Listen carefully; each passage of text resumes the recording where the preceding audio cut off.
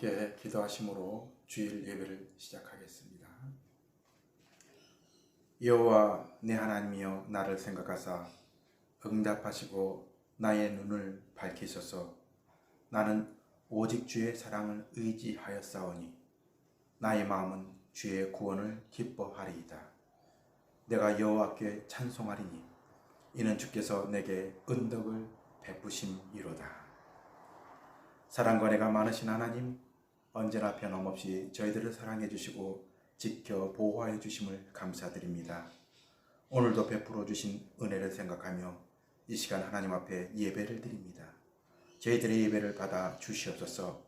이 예배를 통해 하나님의 베풀어 주신 은혜를 깨닫게 하여 주시고 하나님이 주시는 신령한 기쁨을 체험하게 도와주시옵소서.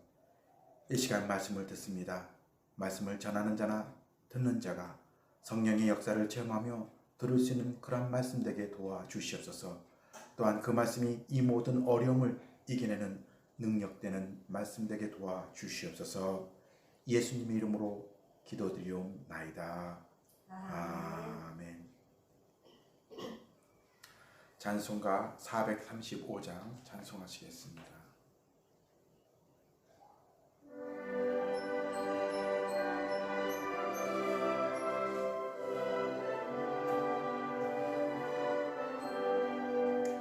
나의 영원하신 기억 생명보다 귀하다. 나의 갈 길 다가도록 나와 동행하소서. 주께로 가까이 주께로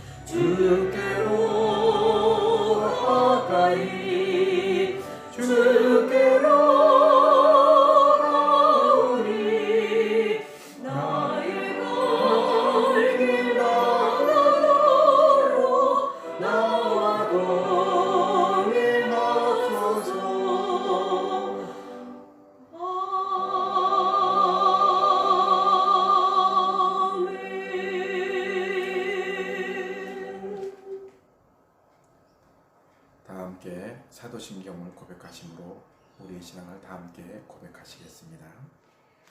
나는 전능하신 아버지 하나님 천지의 창조주를 믿습니다. 나는 그의 유일하신 아들 우리 주 예수 그리스도를 믿습니다. 그는 성령으로 잉태되어 동정녀 마리아에게서 나시고 본디오 빌라도에게 고난을 받아 십자가에 못 박혀 죽으시고 장사된 지 사흘 만에 죽은 자 가운데서 다시 살아나셨으며 하늘에 오르시어 전능하신 아버지 하나님 우편에 앉아 계시다. 거기로부터 살아있는 자와 죽은 자를 심판하러 오십니다.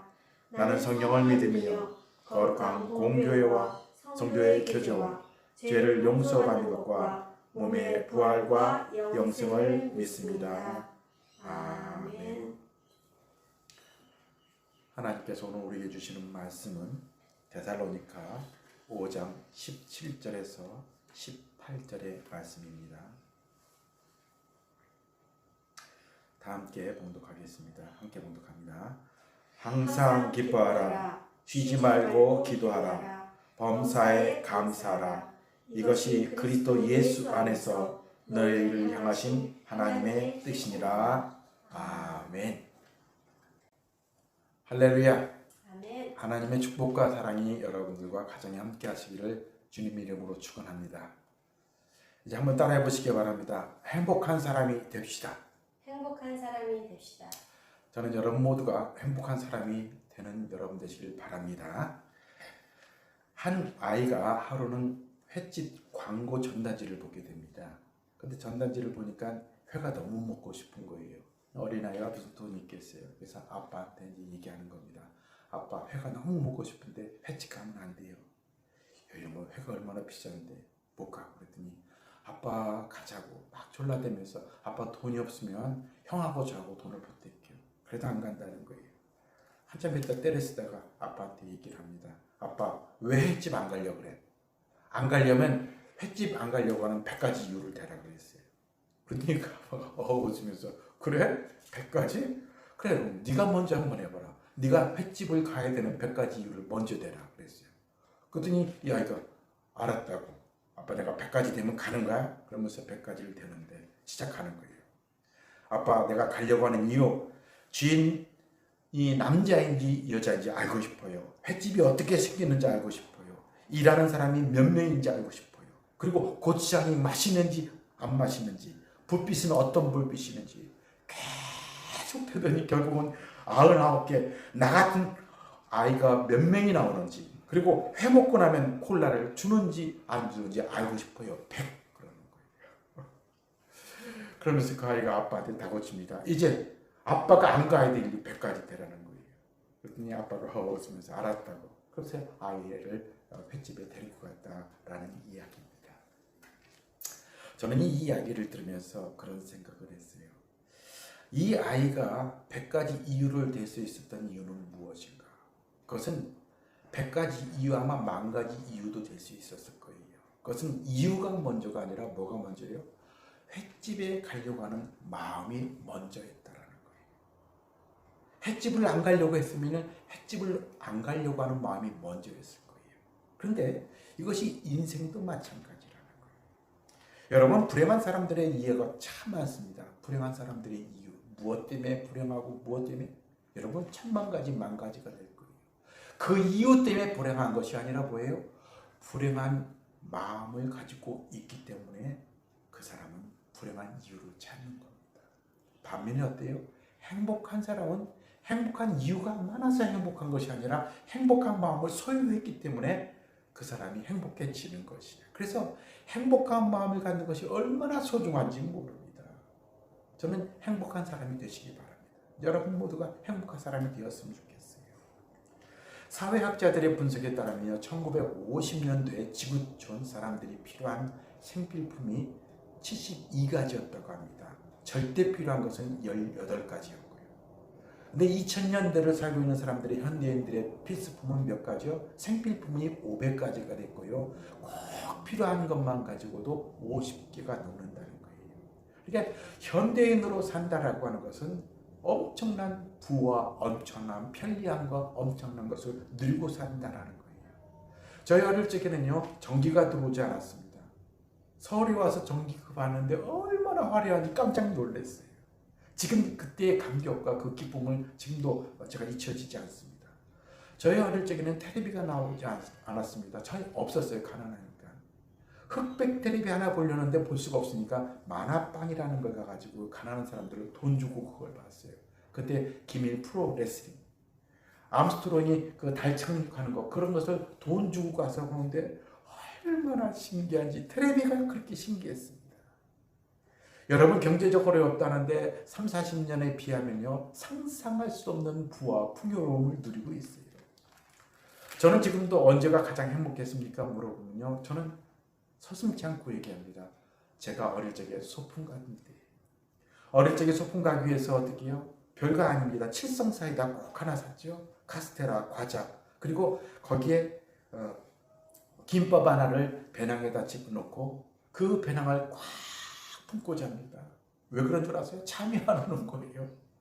그 다음날 소풍 가는 것이 너무 기다리고 기대가 돼가지고 행복한데, 제 인생을 통틀어서 가장 행복한 그 감동을 누리려면 그때를 말할 거예요. 왜 그렇습니까? 환경적으로는 편하지 않았는데, 환경적으로는 풍요롭지 않았는데요, 그때는 어릴 적에 순수한 마음으로 조그만 것만 가져도요 그렇게 행복했어요. 그 마음이 있었기 때문에 칠성사이다 하나, 카스테라 하나로도 얼마든지 행복하게 그 행복을 느낄 수 있었다라는 것이에요.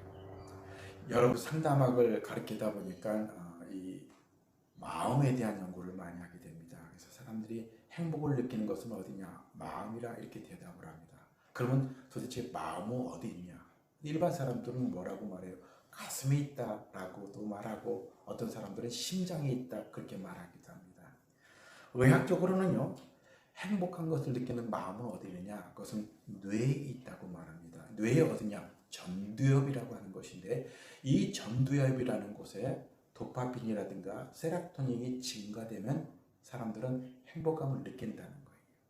그러니까 이 행복감을 어디서 느껴요? 이 전두엽에서 느끼는 거예요. 자, 그런데 이것은 의학적인 표현이고요. 그럼 신학적인 표현은 어디냐?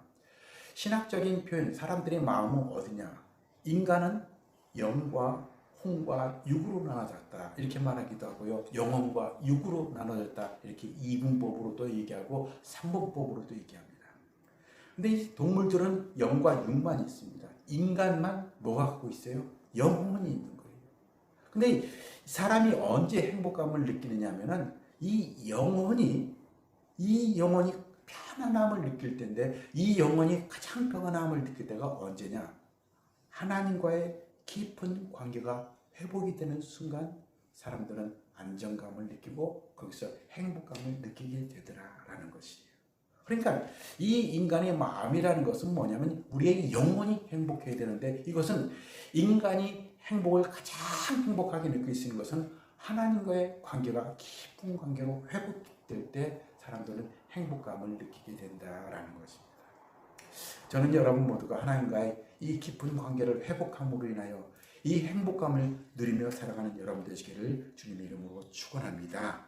그래서 오늘 본문에 보면은 뭐라고 말씀하고 있냐면 인간이 행복해지시는 방법을 말씀해 주고 있습니다. 그러면서 뭐라 그래요? 기뻐하라 이렇게 명령형으로 말하고 있습니다. 여러분, 이 말씀은요, 성경에서 말하는 이 기뻐라는 것은 행복한 상태를 의미합니다. 어떠한 행복함이냐? 어떠한 환경에 의해서 좌우되는 행복감이 아니라 어떠한 상황에도 변하지 않는 행복한 사람이 되라는 얘기예요. 그래서 우리가 찬양을 많이 합니다. 내 영혼이 은총 입어 중한재짐 벗고 보니 슬픔 많은 이 세상도 무엇으로 된다고요? 천국으로 화도다. 여러분, 이 찬양이 복잡하게 고백해서 그렇지 다른 것 아닙니다. 내가 하나님을 만나고 죄인인데도 불구하고 용서함 받고 하나님의 자녀가 되고 보니까 슬픔이 존재하지만, 어려운 일이 존재하지만, 환경이 바뀌지 않았지만 저는 행복합니다 라고 고백하는 찬양이에요. 여러분, 세상에 어려움이 고통이 있습니다. 그리고 사글세나 좁은 집이나 큰 아파트나 그런 거 관계없이 하나님이 나와 함께하니 나는 행복합니다라고 고백하는 찬양이라는 거예요. 왜 그렇습니까? 행복을 느끼는 것은 우리의 마음인데 바로 영혼이 하나님과의 깊은 교제를 통해서 편안함을 느낄 때 인간은 거기에서 깊은 행복감을 느끼기 때문이라는 것이에요. 그래서 오늘 본문에 보면 그럼 왜 기뻐하라고 말했는가? 인간이 왜 기뻐 말씀대로 삶에 행복한가라고 하는 이유를 오늘 본문을 통해서 우리에게 말씀해 주고 있습니다. 자, 첫 번째는 뭐예요? 왜 기뻐하는가? 왜 믿음을 갖고 사는 사람들이 행복할 수 있는가? 첫 번째는요, 고난이 주는 축복을 알기 때문이라는 것이에요.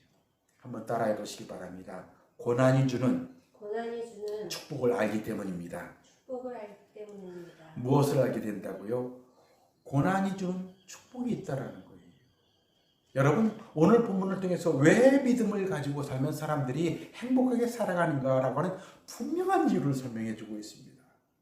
자, 오늘 본문에 보면 야고보서 예수님의 형제입니다. 이분이 감독이 되었을 때 기독교인들이 핍박을 받았어요. 이 네로 황제가 정치를 잘못해가지고 어떻게요? 잘못된 정치를 기독교인들에게 다 전가시키면서 기독교인들을 핍박하기 시작했습니다. 그러면서 사람들을 다 이동하게 만들었고요. 심지어는 그 사람들을 이제 잡아다 죽이는 그런 어려움을 겪게 됩니다. 그러니까 예수 믿는 것을 밝히지도 못하고 다 두려움 가운데 쫓겨다니면서 디아스포라, 다른 지역으로 이주할 수밖에 없는 상황이었습니다. 근데 이 상황에서 야고보 통해서 말하는 게 뭐예요? 기뻐하라는 거예요. 그런데 이 기뻐하라는 말씀 속에는요, 뒤에 말이 연결되지 않았습니다. 그냥 기뻐하라는 거예요. 아무 이유 없이 기뻐하라는 거예요. 여러분, 이 말씀은 무엇을 말씀하고 있어요? 예수를 믿고 믿음을 갖는 것은 뭐냐면 기뻐할 수 있다라는 거예요. 근데 이 기뻐하라는 뒷문장이 없습니다. 이런 문장들이에요. 기뻐하라. 왜냐하면 조금 있으면 네로 황제가 죽을 것이다. 혹은 또 어려운 환경이 끝날 것이다. 이렇게 말하고 있지 않아요. 아무런 말씀 없이 기뻐하라는 것이에요. 자, 왜 아무런 이유 없이 기뻐하라라고 말했어요? 지금 당하는 고통이 어렵고 힘들지만 이 고통이 주는, 이 고난이 주는 유익이 엄청나다라는 거예요.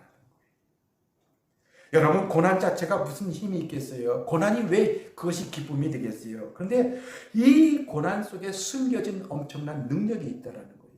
이것을 쉽게 설명한 한 목사님이 계셨습니다. 쇳덩어리라는 걸 갖고 왔어요. 여러분, 이 쇳덩어리가 얼마 정도 될 것 같습니까? 그랬더니 이 쇳덩어리는 고물로 팔면 1달러도 못 받습니다. 그런데 말입니다. 이 쇳덩어리를 말발굽을 만들면 5불을 받습니다.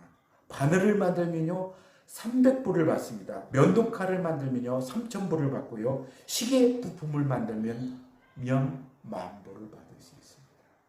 왜 그렇습니까?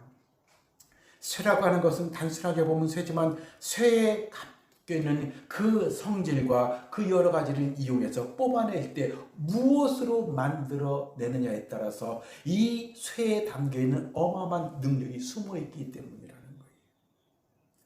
고난이 그렇습니다. 여러분, 고난 가운데 기뻐하라는 이유가 뭐예요? 이 고난 속에 담겨진 엄청난 축복이 숨겨있다라는 거예요. 이 고난 속에 담겨진 이 축복을 우리가 알고 깨닫게 되면 누구나 다 그 고난 가운데서도 기쁨 가운데 행복해질 수 있다라는 것입니다. 저는 여러분 모두가 이 고난 가운데 숨겨진 엄청난 축복을 깨달음으로 인하여 행복한 삶을 살아가는 여러분 되시기를 주님의 이름으로 축원합니다. 두 번째, 기뻐하라고 하신 두 번째 이유가 있습니다. 그것은 고난보다 더 큰 믿음을 소유하기 때문이다라는 것이에요. 한번 따라해 보시기 바랍니다. 고난보다 더 큰 믿음을 소유합니다. 더 큰 믿음을 소유합니다. 오늘 본문에 보면 고난 가운데 고난을 피하라, 도망가라 이렇게 말씀하지 않습니다. 그 고난을 당할 때 어떻게 해요? 그 고난과 그것을 대적하며 이기라는 거예요. 사실은 기뻐하되 어느 정도 기뻐하라 그랬어요? 핍박을 받습니다. 그 핍박이 어느 정도 심했어요? 심지어는 불에 타 죽기도 하고요. 사자에게 물려 죽기도 했습니다. 이런 두려움 가운데 정말 이 그리스도인들은요, 그 가운데 찬송을 하며 기쁨 가운데 세상을 떠났습니다. 그러면서 순교를 했어요. 어떻게 그럴 수가 있어요? 왜 그런 줄 아세요? 그 기독교인들은요, 기뻐할 수밖에 없었던 이유는 그 고난 가운데, 그 순교 가운데 죽는 것으로 끝나는 것이 아니라 주님과 함께 부활하시는 부활의 믿음과 그 고난이 주는 엄청난 축복을 알고 있었기 때문이라는 거예요. 그래서 죽음도 그의 기쁨을 뺏어갈 수 없었다는 것이에요. 얼마나 큰 기쁨이겠어요. 이런 기쁨이 우리에게 있다면 우리는 어떠한 상황 속에서도 감사하며 기뻐할 수 있는 것입니다. 왜 그래요? 그 고난 가운데 숨겨진 것이 뭐냐면 그 고난을 통해서 상상할 수 없는 믿음을 우리에게 선물로 주시기 때문이라는 거예요. 그 믿음은 우리에게 어떤 축복을 주셔요? 어떤 어려움이 있다 할지라도 그 어려움을 이겨낼 수 있는 능력을 갖게 되는 것이. 워치만이라고 하는 사람이 유명한 분입니다. 이분이 선교사로도 유명합니다. 이분이 선교사라서 믿음으로 참 잘 살았다라는 사람인데, 이분이 하루는 몸이 아팠습니다. 몸이 아프니까 선교할 때마다 힘들고 설교할 때마다 힘들고 여러 가지 어려움을 당하니까 하나님 앞에 기도를 했어요. 하나님, 몸이 너무 아픈데 이 몸을 좀 고쳐주십시오. 이렇게 기도했더니 하나님께서 고린도후서 12장 9절의 말씀을 항상 말씀으로 응답해 주는 거예요. 그러면서 뭐라고 해요? 내 은혜가 내게 족하도다. 그러니까 하나님 이 음성을 들은 이 워치만이가 하나님, 제가 주를 위해서 일하겠다는 거예요. 열심히 건강을 주시면 주를 위해서 더 열심히 일할 테니까 건강을 주십시오. 이렇게 몇 번을 기도했는데도 불구하고 내 은혜가 내게 족하도다 라는 그 사도 바울에게 주셨던 그 말씀을 주는 거예요. 그러면서 그가 깨달은 게 있습니다. 병을 고쳐주는 것보다 더 중요한 것이 있다라면서 환상 가운데 이제 그에게 보여주는 게 있었어요. 어떤 것이었냐면, 그가 이제 잠을 자는데 밤사이에 이런 일이 있었습니다. 배를 타고 한참을 가는데 그 앞에 보니까요, 엄청난 큰 바위가 앞에 있는 거예요. 물살이 센데 얼마나 무섭겠어요. 그래서 하나님 앞에 막 기도하는 거예요. 하나님, 저 바위를 좀 치워주십시오. 그랬더니 한참 있다 하나님의 음성이 들려옵니다. 잘 생각해보고 기도해라. 내가 그 앞에 있는 바위를 치워주랴, 아니면 이 물을 높게 해가지고 그 바위를 넘어설 수 있게 해주랴. 여러분 같으면 어떤 기도를 원했겠어요? 앞에 있는 바위를 치워주는 기도, 아니면 물을 높이 해가지고 바위를 넘어설 수 있는 그런 물의 높이. 여러분들은 어떤 기도하겠어요? 워치만이가 거기서 깨달은 게 있습니다. 하나님, 바위를 치워주시지 마시고 내 물을 높여 주십시오.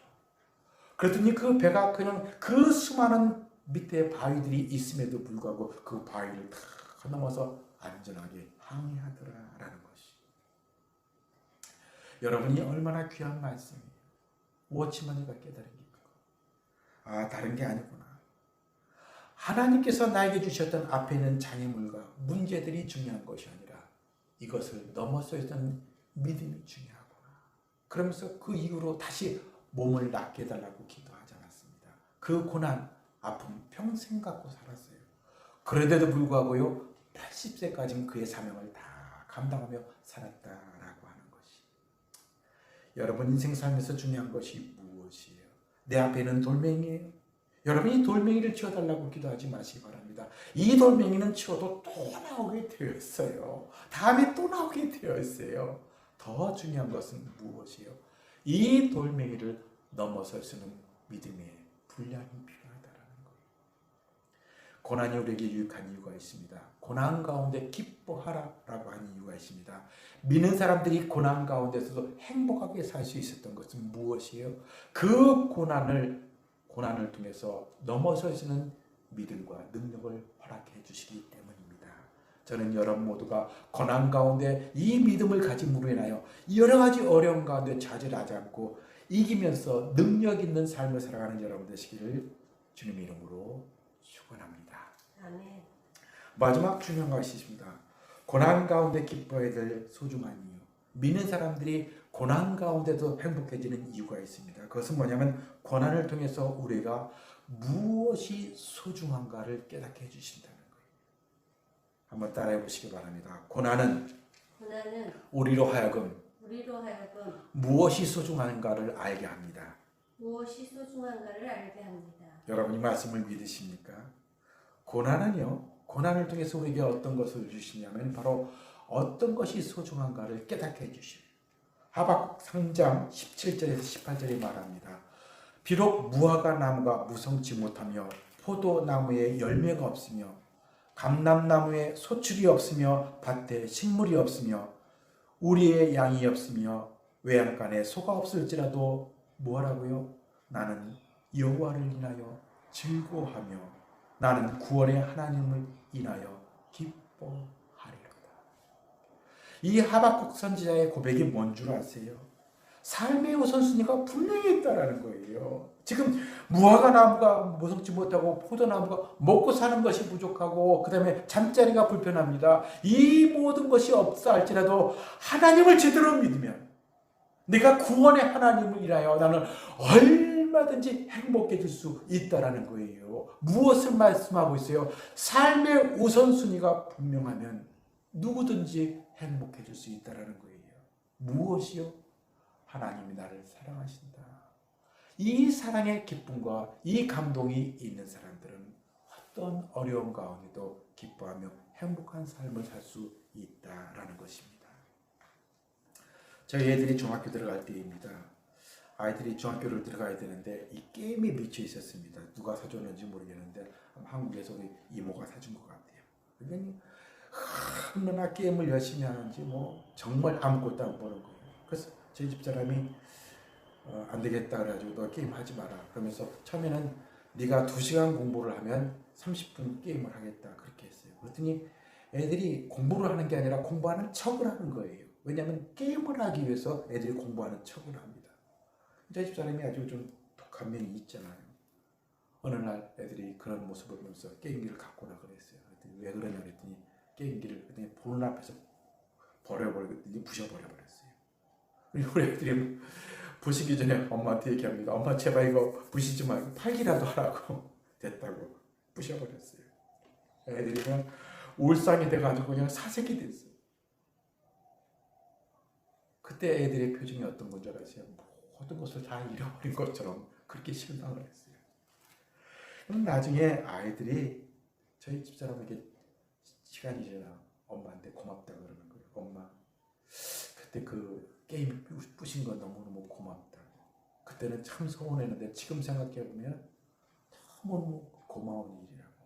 엄마가 그 게임기를 안 부셨더라면 우리는 그 게임기 때문에 내 인생을 망쳤을 거라. 왜냐하면 삶의 우선순위가 바뀐 거예요. 공부와 게임 이거 바뀐 거예요. 근데 그 게임기가 없어짐으로 인하여 뭐예요? 우선순위가 확실해지는 거예요. 그리고 나서 애들이 정신 차려서 공부를 잘하게 됐습니다. 여러분 이 고난이라는 것이 똑같은 의미를 갖고 있습니다. 우리가 어렵고 힘든 가운데 하나님께서 깊은 서름으로 절망 가운데 우리를 끌어들일 때가 있습니다.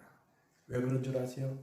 그 고난을 통해서 세상 것은 뺏어가지만 세상의 사랑은 뺏어가지만 때로는 내가 정말 믿었던 것을 뺏어가지만 그럼에도 불구하고 우리에게는 축복이 있습니다.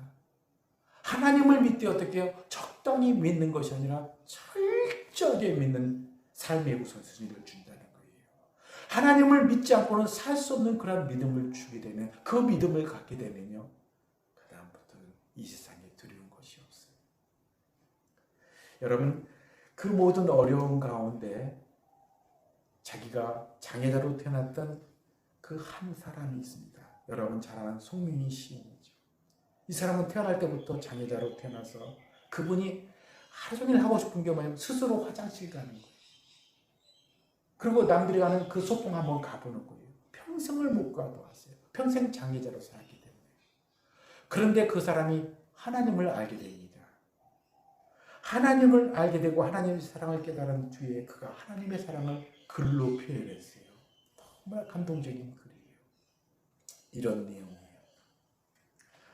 생각컨대 현재의 고난은 장차 우리에게 나타날 영광과 좋게 비교할 수 없도다 라는 그런 글이에요. 내용이 이런 겁니다. 나는 이 세상에 가까운 것이 없어서 내 몸으로 풍부하게 살아본 일이 단 한 번도 없다. 나는 이 갈색의 땅을 이제껏 내 발로 뛰어본 적이 없는 것 같다. 파란 하늘 아래서 보고 싶은 곳 보고 가고 싶은 곳 가본 일이 한 번도 없는 것 같다.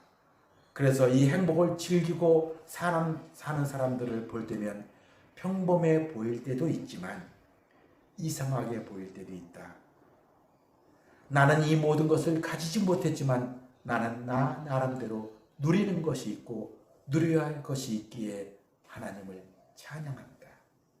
내가 누리는 기쁨은 예수님의 가신 그 발자국을 밟을 때마다 쓰디뜬 몰약의 향기를 내 육체로 육체의 가시로 맡을 수 있고 세상의 하늘 아래서 자유로이 뛰어본 일은 없으나 장차 새로운 하늘 아래서 아름다운 꽃들이 깔려있는 새 땅에서 뛰어다닐 것을 생각하면 무슨 부족함이 있겠는가. 얼마나 감동적인 글인지 모릅니다. 생각한데 현재의 고난은 내가 장차 우리에게 나타날 그 영광과 좋게 비교할 수 없다라는 거예요. 여러분 어떻게 이러한 믿음을 가지셨습니까? 고난 가운데 절망하지 않고, 고난 가운데 하나님을 적당히 믿지 않고, 고난 가운데 하나님을 철저하게 믿음으로 인하여 삶의 우선순위가 바로 서고 보니까 어떤 어려운 가운데도 이런 감동적인 삶을 살아가는 행복한 사람이 되었다라는 것입니다. 말씀을 마무리합니다. 행복한 삶을 살기 위해서는요, 행복한 사람이 되어야 됩니다. 하나님과의 깊은 관계, 하나님을 바로 믿게 되면 하나님과의 깊은 교제를 통해서 이런 행복한 사람이 될 수 있습니다. 믿음을 잘 가짐으로 인하여 이런 복된 삶을 살아가는 여러분 되시길 주님의 이름으로 축원합니다. 아멘. 기도하겠습니다. 사랑과 은혜가 많으신 하나님, 오늘도 이 말씀을 통하여 우리가 이 땅에 어떻게 살아가야 되는가, 어떠한 믿음을 갖고 살아가야 되는가를 말씀을 통해 깨달았습니다. 믿음을 가지고 행복한 사람 되게 도와주시옵소서. 세상 것까지 갖는 것이 아니라 하나님을 잘 믿음으로 인하여 그 믿음으로 복된 삶을 살 수 있도록 축복하여 주시옵소서. 예수님의 이름으로 기도드리옵나이다. 아멘. 말씀을 생각하시면서 438장 찬송하시겠습니다.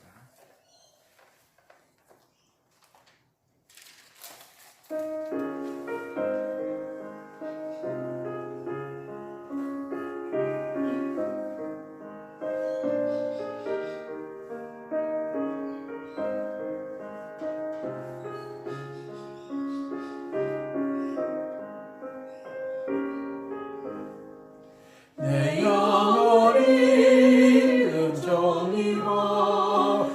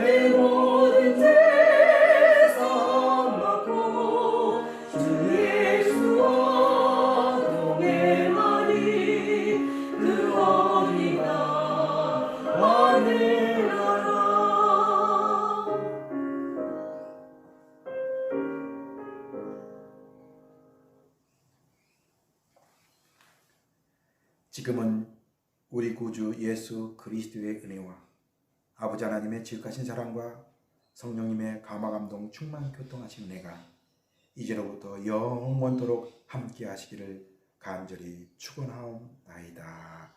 아멘.